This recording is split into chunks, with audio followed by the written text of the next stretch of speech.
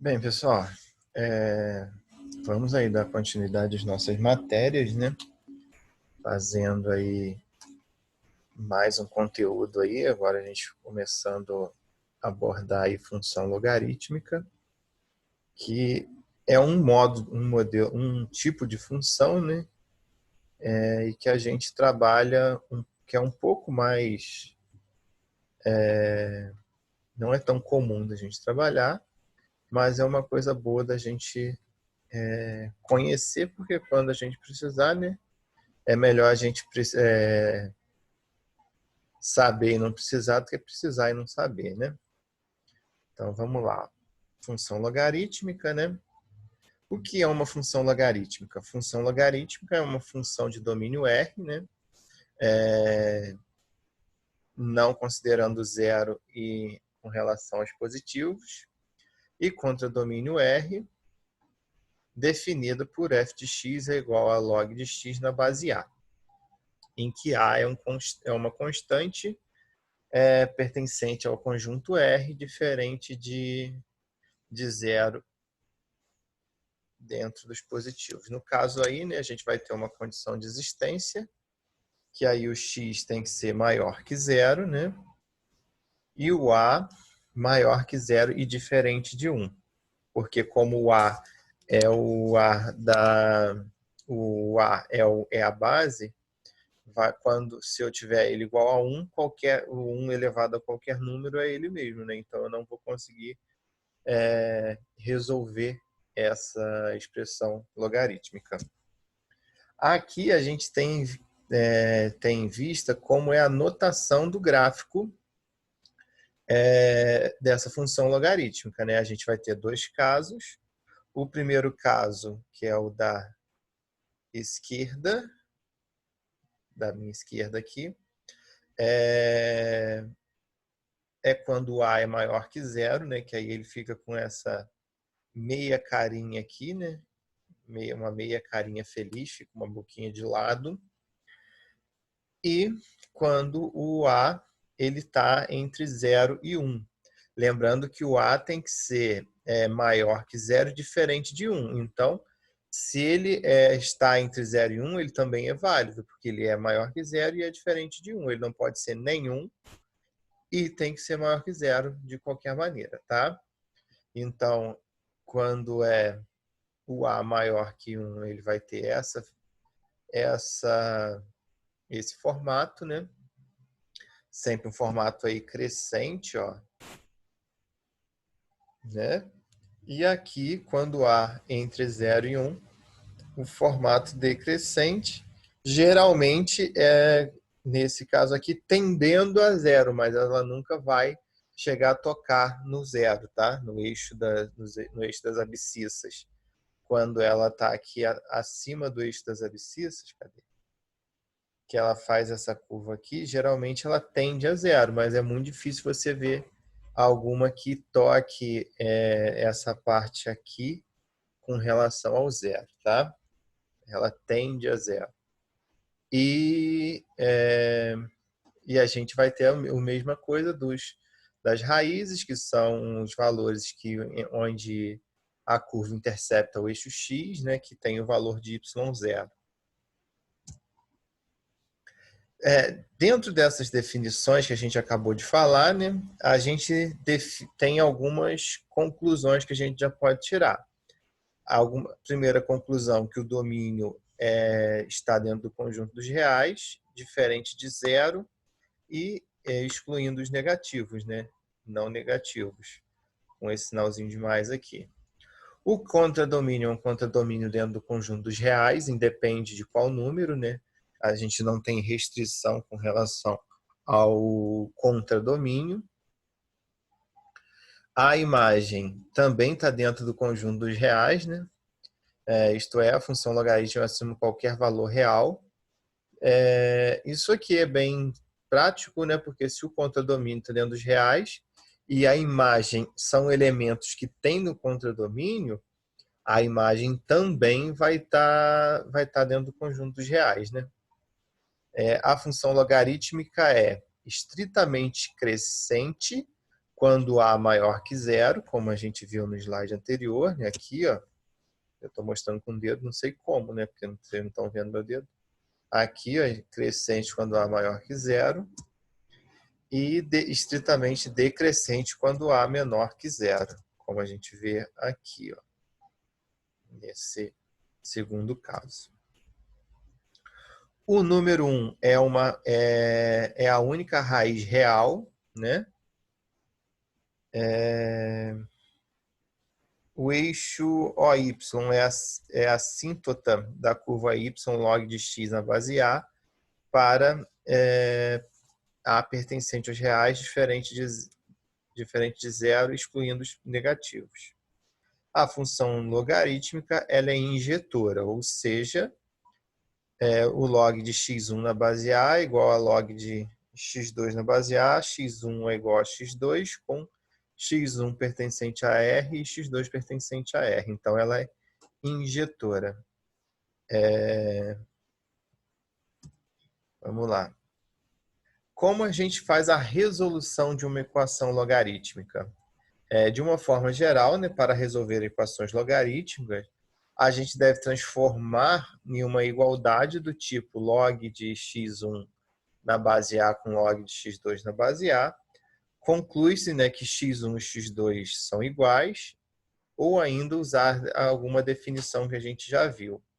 Essa resolução ela acaba usando muito também dos princípios de potenciação. Então, para essa parte até de função exponencial, como a gente já tinha visto, e para essa parte de função logarítmica, a gente tem que ter um certo domínio daquelas propriedades de potência de mesma base. Então, assim, operação com potência, essas coisas todas. Então, se vocês tiverem alguma dúvida, vocês me mandem para a gente tentar explicar isso aí da melhor forma possível. E, se possível, deem uma olhada também na parte de potência de mesma base, né? Porque por ser o log acabar sendo a resposta, ter como resposta, a gente pode sair como potência, a gente saber essas notações nas propriedades de potência é bastante importante. Aqui a gente vai ver alguns exemplos de como resolver, né? Ó, a gente tem o log de 2x menos 3 na base 5, né? É igual a log de 7 na base 5. Então, eu tenho que esse elemento aqui, ó, ele é igual o elemento que está sendo, acho que é o logaritmando o nome dele. O logaritmando aqui, ó, ele está sendo o mesmo elemento. Então, eu posso igualar. Eu vou igualar esse elemento a esse elemento, resolvo. Então, ó, 2x, né, menos 3 é igual a 7, 2x é igual a 10, né, porque o 3 vai vir para o outro lado. Então, para mim saber o valor de x, vai ser, o 2 está multiplicando, vai passar dividindo, vai ser x é igual a 10 sobre 2, que vai dar 5. Então, a solução, ó, dessa função logarítmica é 5. É uma resolução assim bem tranquila. Vai ter alguns detalhes que a gente tem que seguir, mas não tem muita coisa, muita dificuldade, não. A gente já tem que ficar mais atento quando a gente falou da parte de log, aquela parte de troca de base, essas coisas assim que às vezes a gente tem que fazer para conseguir resolver essas determinadas funções, né? Então, vamos para o segundo exemplo, né? A equação log de 3x menos 2 na base x é igual a 2. Então, ó, 3x menos 2 é igual a 2, né? Aí, o que significa o log? O log é qual número que elevado à base vai dar esse número aqui. Então, olha só, eu tenho 2, então a base elevada a 2 vai dar o logaritmando. Então, eu posso reescrever isso fazendo essa igualdade. Ó. x ao quadrado, né, que a base veio para cá como expoente, né, é igual a 3x menos 2. Vou aí organizar, né, no caso aí vai cair numa equação de segundo grau, que é uma equação mais próxima ao nosso uso, né? Então, vou ficar organizando ela, ó, x ao quadrado menos 3x mais 2 é igual a zero. Se eu resolvendo isso aqui por delta ou pela lei de Greenland, se eu não me engano, que a gente já viu mais para trás, eu vou ter que x1 e x2, x vale 1, x2 vale 2. Mas pela definição, né, a base x deve ser diferente de 1. E logo, e o logaritmando 3x menos 2 maior do que zero, portanto, 2. Porque aí a gente descobriu os valores de x, correto? Porém, a gente tem dois problemas, que são as condições de existência. O logaritmando ele tem que ser maior que zero e a base tem que ser diferente de 1.